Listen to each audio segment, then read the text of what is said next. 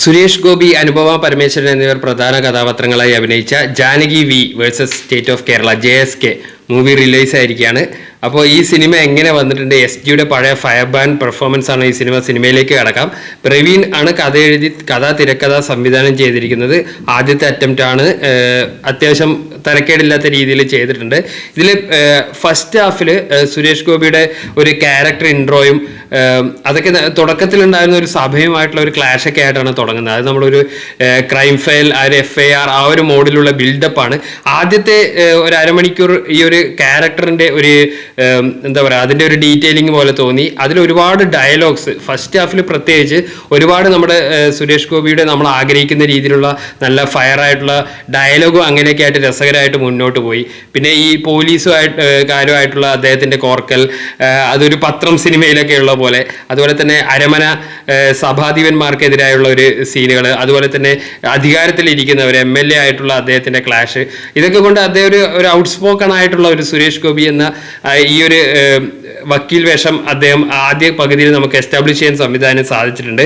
ഈ സിനിമ പിന്നെ അതുപോലെ തന്നെ ഒരു റേപ്പ് വിക്ടിമിൻ്റെ ആ ഒരു കേസ് വാദിക്കുകയും അതിലിടയ്ക്ക് നമുക്ക് എന്താ പറയുക, നമ്മുടെ ഒരു ഷാജി കൈലാസ് അല്ലെ ജോഷി സിനിമകളിലെ ഒരു ചിന്താമണി കൊലക്കേസ് വൈബിലേക്കൊക്കെ സിനിമ പോകുന്നുണ്ട്. പിന്നെ കോർട്ട് റൂമിലേക്ക് കയറിയപ്പോൾ വളരെ പേസി ആയിട്ടും അത്യാവശ്യം കണ്ടിരിക്കാവുന്ന രീതിയിൽ നല്ല ഫാസ്റ്റ് കട്ട്സും ആയിട്ട് സിനിമ മുന്നോട്ട് പോയി. ജിബ്രാന്റെ ബാക്ക്ഗ്രൗണ്ട് മ്യൂസിക് ഇതിൽ ഒരുപാട് സീനുകളിൽ സുരേഷ് ഗോപിയെ സീനുകളിൽ ലിഫ്റ്റ് ചെയ്യാൻ വേണ്ടി സഹായിച്ചു.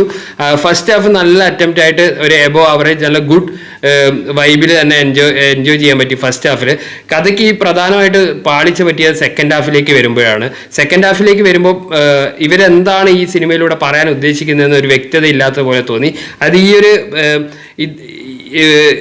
കേസ് തെളിയിക്കുന്നതിനപ്പുറം ഇത് ചെയ്തത് ആര് ഹൂഡണ്ണിറ്റ് നിന്ന് മാറിയിട്ട് ഇതൊരു ഗവൺമെന്റിലേക്ക് ഒരു കണക്ട് ചെയ്യുകയും അതിനുള്ള അങ്ങനെ പോകുന്നതിൽ കുഴപ്പമില്ല. പക്ഷെ അത് അത്ര സ്മൂത്ത് ആയിരുന്നില്ല. അത് വളരെ കൺഫ്യൂസിങ് ആയിട്ട് ആണ് സ്ക്രീനിലേക്ക് വന്നിരിക്കുന്നത്. പിന്നെ സെക്കൻഡ് ഹാഫിലേക്ക് വരുമ്പോൾ സുരേഷ് ഗോപിയുടെ തന്നെ ഒരു കണ്ടിന്യൂറ്റി, സീനിൽ തുടർച്ചയായിട്ട് അദ്ദേഹം വരുന്നില്ല മാത്രമല്ല, ചില സീനുകളിൽ അദ്ദേഹത്തിന്റെ മേക്കപ്പിൽ പോലും കണ്ടിന്യൂറ്റി നഷ്ടപ്പെടുന്ന ഒരു ഫീലാണ് സെക്കൻഡ് ഹാഫിലേക്ക് വന്നത്. ഫസ്റ്റ് ഹാഫ് അങ്ങനെ അത്യാവശ്യം നന്നായിട്ട് തന്നെ ഇന്റർവെൽ ബ്ലോക്കിലേക്ക് എത്തിയിട്ട് സെക്കൻഡ് ഹാഫിൽ എന്ത് സംഭവിച്ചു അവിടെ എഴുത്തിൽ എന്ന് അറിയില്ല. പിന്നെ അതുപോലെ തന്നെ ചില മിസ്കാസ്റ്റുകളും, ഇപ്പോൾ ആസിഫ് അലിയുടെ ബ്രദർ ആണെങ്കിലും ഒരു ഓക്കെ പെർഫോമൻസ് ആയിരുന്നു, പക്ഷെ കുറച്ചുകൂടെ നന്നാക്കാമായിരുന്നു എന്ന് തോന്നി. അതുപോലെ തന്നെ മാധവ് സുരേഷിന്റെ ഒരുപാട് ഇൻസ്റ്റാഗ്രാമിൽ ഇപ്പോൾ ട്രോളുകളിലൂടെ അദ്ദേഹത്തിന്റെ സിനിമകൾ ഇത് വന്നുകൊണ്ടിരിക്കുകയാണല്ലോ. അപ്പോൾ ഒരുപാട് ഇമ്പ്രൂവ് ചെയ്യാനുണ്ട് ഈ ഒരു റോളിലേക്ക്. ഇനിയും സമയമുണ്ട്. പക്ഷെ അദ്ദേഹത്തോട് ഈ കാര്യങ്ങൾ പറയുമ്പോൾ അദ്ദേഹം അച്ഛൻ്റെ ഒരു ഇതിനെ കുറിച്ച് കമ്പയർ ചെയ്തതുകൊണ്ടാണ് എന്ന് പറയുന്നതിൽ കാര്യമില്ല. അത് ഏത് ആക്ടറും അത് നന്നായിട്ട് ചെയ്യേണ്ട അത്രയും ലെങ്തി ആയിട്ടുള്ള റോളുകൾ വളരെ എന്താ പറയുക, ഒരു ലേസി ആയിട്ട് ചെയ്ത ഫീലാണ് മാധവ് സുരേഷിന്റെ കാസ്റ്റിംഗ് ഇതിനകത്ത് തോന്നിയത്. കഥയിലും അദ്ദേഹത്തിന്റെ ഇൻവോൾവ്മെന്റ് എന്താണ്, അദ്ദേഹം ഈ ഹീറോയിനുമായിട്ടുള്ള കണക്ഷൻ എന്താണെന്ന് എസ്റ്റാബ്ലിഷ് ചെയ്യുന്നതിലും ഒരുപാട് കൺഫ്യൂഷൻസ് ആ കഥാപാത്രം ക്രിയേറ്റ് ചെയ്തിട്ടുണ്ട്. പെർഫോമൻസിലും എഴുത്തിലും വളരെ ദുർബലമായിട്ടാണ് ആ കഥാപാത്രം ഫീൽ ചെയ്തത്. സെക്കൻഡ് ഹാഫിൽ പിന്നെ ഇതുപോലെ തന്നെ ശ്രുതി രാമേന്ദ്രൻ ഒരു കഥാപാത്രം സഹോദരിയായിട്ട് സുരേഷ് ഗോപിയുടെ നന്നായിട്ട് പെർഫോം ചെയ്തു. കോർട്ട് റൂമിനകത്തുള്ള സീനുകളാണെങ്കിലും.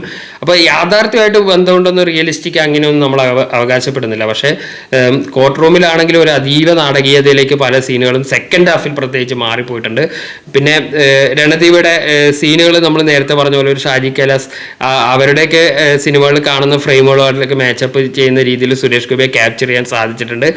ആക്ഷൻ ബ്ലോക്കുകൾ അത്യാവശ്യം നന്നായിട്ടുള്ള ബിൽഡപ്പ് ചെയ്ത് BGM വന്നിട്ടുണ്ട്. പക്ഷെ സെക്കൻഡ് ഹാഫിൽ ക്ലൈമാക്സോടനുബന്ധിച്ച് ഒരു മേജർ ഒരു പ്രതിയെ പിടിക്കുന്ന സീനിലേക്ക് വളരെ ഡ്രാഗ്ഡ് ആയിട്ടും ലെങ്തി ആയിട്ടും അതൊന്ന് കട്ട് ഷോട്ട് ചെയ്യാമായിരുന്നു എന്ന് തോന്നി.